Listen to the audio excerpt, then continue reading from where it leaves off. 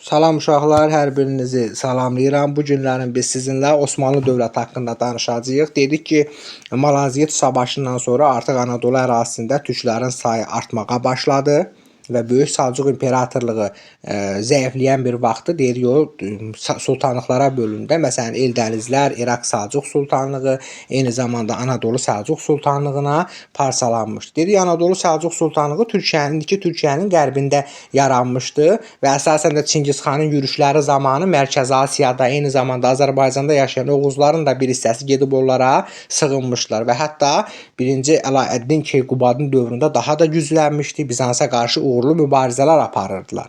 Amma Qazan xan var idi, Hülakü hökmdarı. Onun dövründə artıq dövlət zəifləməyə başladı.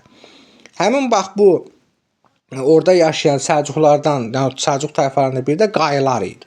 Yəni onlar Oğuz tayfalarından biri olmuşdu Qayılar. Qayılar əvvəllər Süleyman Şah başçılıq eləyirdi.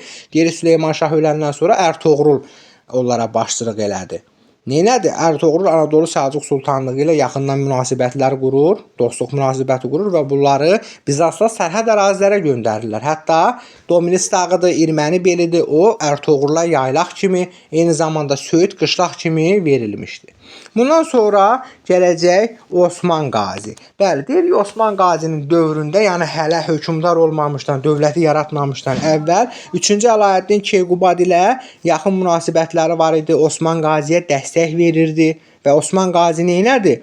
Getdi Qaracahisarı Bizansdan geri aldı. Amma deyirik ki, artıq da Anadolu Səlcuq sultanlığı zəifləmişdi. 1302-ci ildə bəli, Osman Qazi öz adına pul kəsdirdi və Osmanlı dövlətini yaratdı. Gəlin görək dövləti yaradandan sonra nə iş görür Osman Qazi? Deyirik əsasən sənətkarlara bir də xristianlara qarşı xoş münasibət göstərmişdi. Bundan başqa Bizans feodallarını məğlubiyyətə uğratmışdı. Bursa şəhərini mühasirəyə alır. Lakin Bursa şəhərinin fəth edilməsi Osman Qazinin adı ilə bağlı deyil. Onun oğlu Orxan Qazinin adı ilədir. 1326-1362-ci illərdə hakimiyyətdə olur. Deyirik, neynədir Orxan Qazi? 12 illik mühasirədən sonra Bursa şəhərini tutdu və paytaxtı dəyişdi. İlk paytaxtı haraydı Osmanlıların? Söyüd. Söyüddən hara dəyişir? Deyirik, dəyişdi, ələ keçirdiyi Bursa şəhərini. Hətta Bursanın ələ keçirilməsində Xor şəhərində yaşayan Geyikli baba var idi. Marallı baba da deyirlər. O Osmanlılara yaxından kömək göstərmişdi. Yaxşı, Orxan Qazinin dövründə hansı ərazilər ələ keçirildi? Dedik, Maltəpə döyüşü baş verdi 1329-cu ildə. Həmin Maltəpə döyüşündə Osmanlı oxçuları döyüşün taleyini həll edir, Bizanslılar məğlubiyyətə uğradıldı. 1354-cü ildə Gelibolu döyüşü baş verdi. Həmin Gelibolu döyüşü bunların, yəni Osmanlıların Balkanlara yolunu açdı. Və bundan başqa deyirik ki, dövlətin paşalıqlara və sancaqlılara bölünməsi də Orxan Qazinin adı ilə bağlı idi. Və eyni zamanda Orxan Qazi neynədir? Dövlətin yeni pullarını zərb elətdirdi. İlk dəfə Osman Qazi pul kəsdirməmişdi adına. Bəli, yeni pulları da həmin Orxan Qazi zərb elətdirdi. Deyirik ki, Orxan Qazinin ən böyük nailiyyəti nə olur? Bizansı Anadolu torpaqlarından qovmaq onun ən böyük nailiyyətidir. Və eyni zamanda deyirik ki, Orxan Qazinin dövründə dövlət şimalda Qaradəniz, qərbdə Konstantinopol, cənubda isə Egeyə qədər əraziləri əhatə edirdi. Artıq Osmanlı dövləti Orxan Qazinin dövründə dəniz dövlətinə çevrildi və deyirik ilk donanma mərkəzi hara oldu Osmanlının? İzmit şəhəri olmuşdu. Orxan Qazidən sonra hakimiyyətə gələcək kim? 1-ci Murad. Bəli, deyirik 1362-1389-cu illərdə hakimiyyətdə olmuşdu və ilk dəfə sultan titulu qəbul eləmişdi. Türk dünyasında ilk dəfə sultan titulunu kim qəbul eləmişdi? Türk dünyasında ilk dəfə sultan titulunu Sultan Mahmud Qəznəli qəbul eləmişdi və Osmanlı dövlətində də ilk dəfə sultan titulunu 1-ci Murad əldə eləmişdi. Deyirik ki, paytaxtı dəyişdi. Hara? Bursa şəhərindən Ədirnə şəhərinə köçürdü və əsasən bütün diqqətini Balkan yarımadasının fəthinə yönəltdi. Deyirik 1371-ci ildə Çirmən döyüşü baş verdi. Çirmən döyüşündə Serbiyanın 70 minlik ordusunu darmadağın elədi və 1389-cu ildə Serbiya ilə yenidən bir döyüş baş verdi, Kosova döyüşü. Həmin döyüşdə serblər Çirmendəki məğlubiyyətinin cavabını almaq, ya daha doğrusu qisasını almaq istəyirdilər. Lakin nə oldu? Məğlub oldular. Serbiya və Bolqarıstan asılı vəziyyətə salındı. 1-ci Yıldırım Bayazıtın hakimiyyətindən danışaq. Deyir ki, 1389-1402-ci illərdə hakimiyyətli olmuşdu. Bunun dövründə məşhur Niqbolu döyüşü baş verdi. Nə vaxt? 1396-cı ildə. Niqbolu döyüşündə kimlər idi? Bir tərəfdə Avropa səlibçiləri, yəni xasıl cəngavərləri, bir tərəfdə də Osmanlılar idi. Yəni İldırım Bayazıt idi. Deyirik, həmən döyüşdə məğlubiyyətə uğradılır, xasıl cəngavərləri və Bolqarıstan yenidən dövlətə tabe edildi. Və bununla da nə baş verdi? Balkan yarımadasında Osmanlıların mövqeyi daha da gücləndi. Artıq bundan sonra İldırım Bayazıt bütün diqqətini Konstantinopolun fəthinə yönəltmişdi. Hətta deyirik, Konstantinopol ətrafında qala divarlarda tikdirmişdir ki, bunun arzusu ürəyində qaldı. Niyə? Çünki 1402-ci ildə Ankara, məşhur Ankara fəlakəti baş verdi. Əmir Teymur neynədi? Gəldi, bunları ağır məğlubiyyətə uğratdı. İldırım Bayazıtı əsir götürdü, dövlət övladları arasında böldü və həmin Konstantinopolun fəthi düz 51 il gecikdi. Və deyirik ki, Roma papası sevincindən 3 gün fasiləsiz zəhlər çalınması haqqında göstəriş verdi. Bundan sonra hakimiyyətə gəlir 2-ci Mehmet. Deyirik ki, 1451-dən 1481-ci ilə kimi hakimiyyətli olmuşdu. 2-ci Mehmetin dövründə bizə əsas nə lazımdır?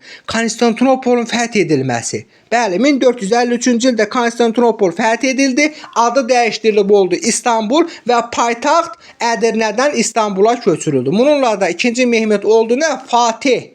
Çünki Konstantinopol çoxların arzusuydu, amma bunu 2-ci Mehmet əldə elədi. Deyirik ki, hətta Justinian dövründə inşa olunmuş Sofiya məbədində namaz qıldı. 1461-ci ildə Trabzon imperatorluğunu tabe etdi. Eyni zamanda Ağqoyunlu feodal bəylikliyi, Ağqoyunlu dövləti ilə də müharibələr aparmışdı. Biz bunu Azərbaycan tarixində keçdik də sizlə. 1461, 1472, 1473 həmin dövrlərdə aralarında müharibələr olmuşdu. Və bundan başqa 2-ci Mehmet Venetsiya ilə də neynədir? Uğurlu müharibələr apardı. 1476-cı ildə qanunnamə qəbul elətdirdi. Qanunlar toplusu. Nədən söhbət gedirdi qanunnamədə? Məmurların vəzifələridir, torpaq mülkiyyət formalarıdır, məhkəmə quruculuğudur, eyni zamanda ayrı-ayrı dini icmaların hüquq və vəzifələrindən söhbət açılırdı. Bundan sonra hakimiyyətə gələcək kim? 2-ci Bəyazit. 2-ci Bəyaziti biz nə adlandırırıq?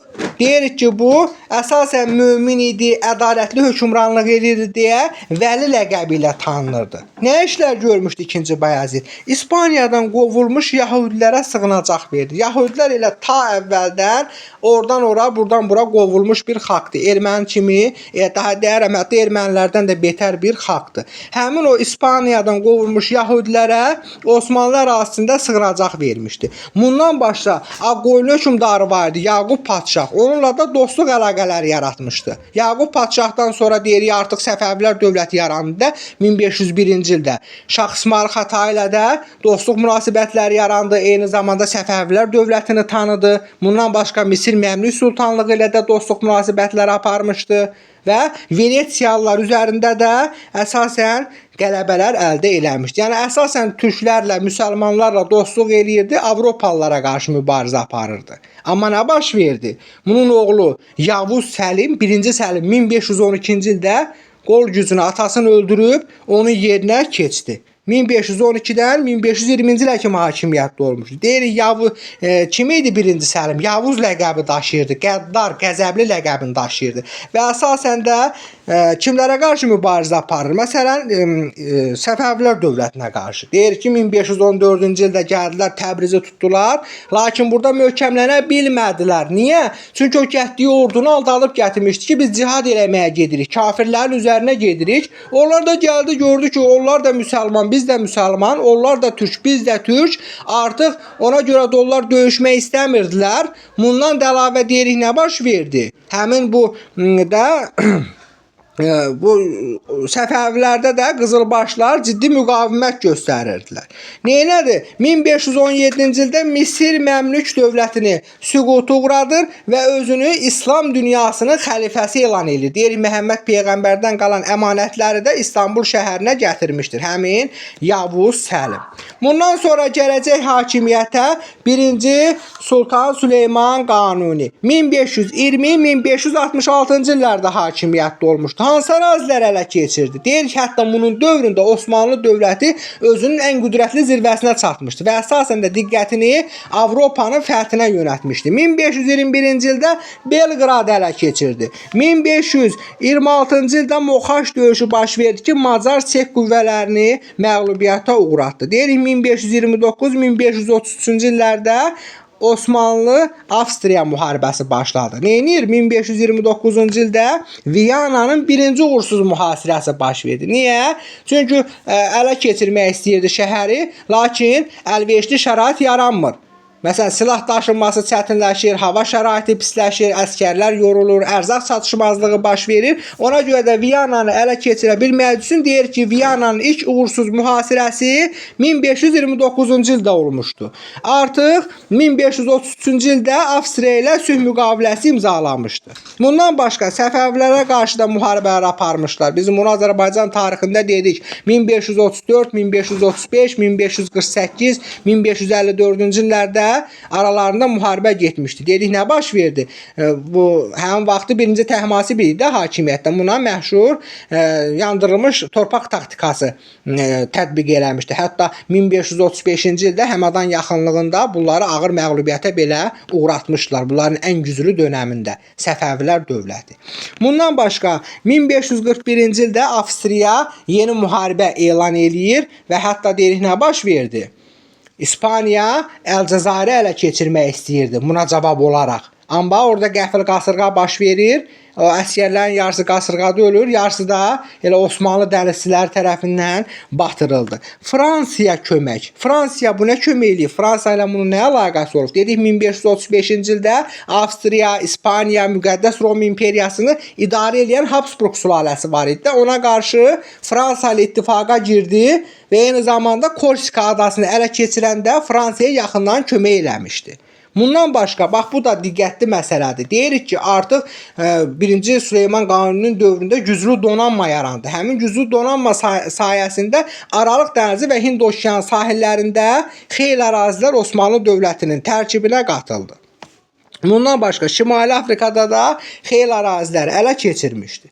1566-cı ildə yenidən Avstriyaya hücum eləyir və Ziketvar qalasını mühasirəyə alır. Düzdür ki, Süleyman Qanuni Ziketvar qalasını ələ keçirə bilmir. Çünki həmin vaxtı vəfat eləyir. Onun apardığı əskərlər həmin Ziketvar qalasını dağıdırlar, yerlə yeksan eləyirlər. İkinci Səlim. Bundan sonra 2-ci Səlim gəlir hakimiyyətə. 1566-1574-cü illərdə hakimiyyətdə olur. Nə iş gördü? Deyir ki, İndoneziya müsəlmanlarını Portuqaliyalıların əsarəti altına düşməkdən xilas eləyir 1569-cu ildə. Eyni zamanda 1571-ci ildə neynədir? Kipr adasını fəth elədi 2-ci Səlim.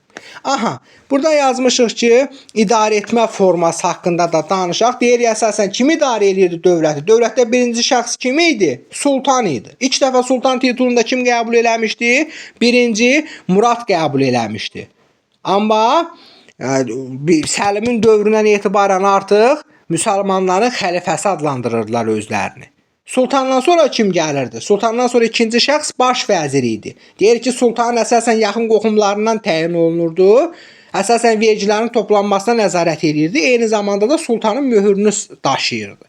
Bundan başqa divan vardı. Bu da məşvərətçi bir orqan idi. Bir də dəftərdar var idi ki, bu da neynirdi? Mali işlərinə nəzarət eləyirdi. Osmanlı əhalisi də iki yerə bölünürdü. Biri var idarə edənlər, bir də var idarə olunanlar. İdarə edənlər əsasən vəzifəli şəxslər idi, eyni zamanda silahlı qüvvələr idi. İdarə olunanlar isə rəiyyət idi, yəni kəndlilər idi.